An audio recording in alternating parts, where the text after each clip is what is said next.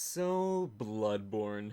It's been out for 7 years since its release on PS4, and it took the platform by storm and essentially made all Xbox users question their life choices. Although not me personally, because I didn't really get into Souls games until 2016. And since then, it's been regarded as one of the most universally beloved JRPGs out there. Well, I mean, it's technically a JRPG because it was made in, well, you know. And anyways, Bloodborne is regarded as probably the best PS4 exclusive. No, Horizon Zero Dawn and God of War are now on PC, so they technically don't count. And nobody who isn't a game journalist thinks The Last of Us 2 is the best. And for God's sake, it definitely isn't. Actually, you know what? This shit kinda slaps. But back to the topic at hand.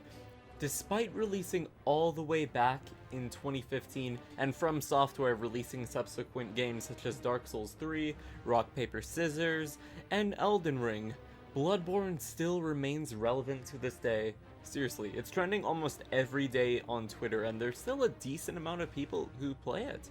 And how there's still quite a few people who make videos about it, like this guy, but yeah. Not to mention how hard we've been begging Sony and FromSoft for a remaster, a PC port, or at the very goddamn least a 60 FPS patch that doesn't require me to reverse engineer a PS4. From Software, if you can unlock the frame rate for Dark Souls 3 and Sekiro, then surely you can do the same for Bloodborne. It literally runs on the same engine. And I mean, hey, if a modder can do it on jailbroken PS4s just by changing one line of code, then surely the billion-dollar corporation that's been in the gaming industry for almost 30 years can too. But I'm getting off topic, aren't I? Where was I? Oh, right.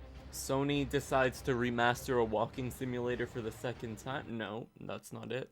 Local YouTuber tries to remain relevant? No. Ah, right. Why you should still play Bloodborne in 2022. Remind me to make a rehash of this video in about 4 months. So unless you've been living under a rock and are not familiar with the Dark Souls series, Bloodborne is a game made by the same developers, From Software and PlayStation Japan Studio, RIP. That is, well, a Dark Souls game, but in my opinion, far better. Instead of souls, you have blood echoes. And instead of bonfires, you have lanterns that you can't rest or fast travel it from for some stupid reason. And instead of taking place in a post-apocalyptic dark medieval fantasy world with a teeny tiny splash of copious amounts of Berserk references, Bloodborne's setting is a far more realistic one, taking place in the dangerous and terrifying region that is England. But compared to Dark Souls, Bloodborne puts a lot more emphasis on quick, visceral combat, being able to react quickly, and I cannot stress this enough, parrying. Like, for example, if you play any of the Souls games as a really tanky strength build and you're not the best at parrying, then you might have a hard time with this game at first.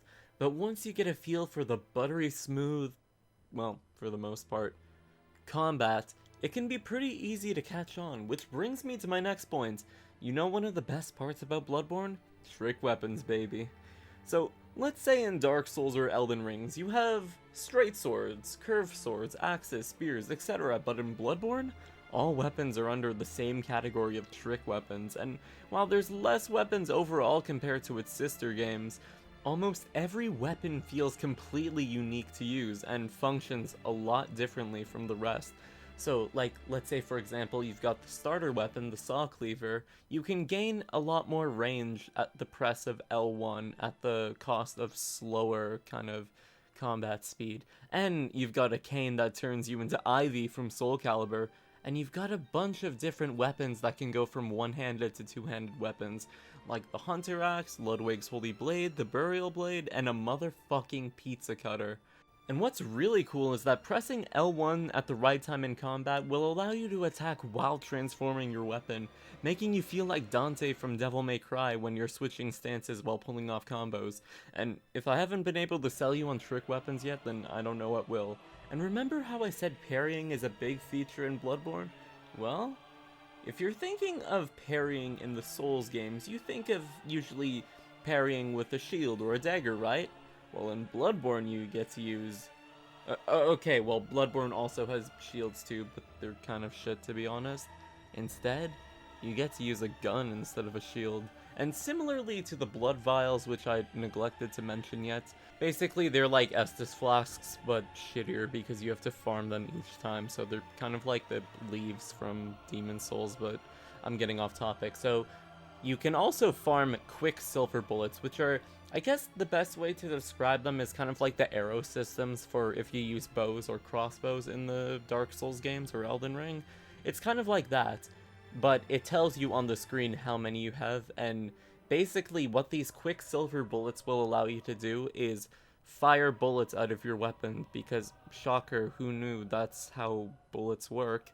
And so these allow you to deal damage to your enemies, and if you're able to time it right, you can stun them and perform a visceral attack on them, as the game plays one of the most satisfying sounds ever heard when you're able to successfully land one.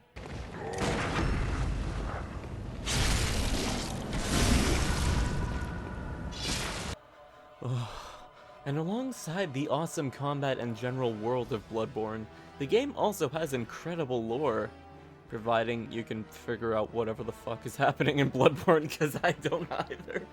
And not to mention, the game has some of the best bosses, if not the best bosses, in the entire Soulsborne series. Father Gascon, if I'm saying his name right, Ludwig the Holy Blade, my wife, Lady Maria, Gehrman the First Hunter, who is definitely the best From Software final boss, fight me on this.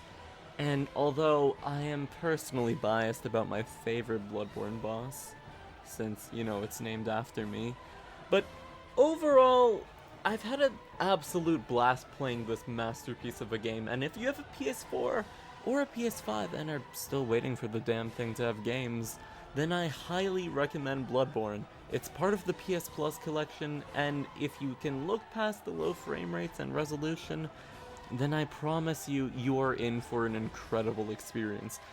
Now, please join me next week as I talk about how to practice healthy anger management skills when playing through the old Hunters DLC, and how to cope after the recent nerfs to Rivers of Blood and Bloodhound Step in Elden Ring. Thank you all, and have a good night.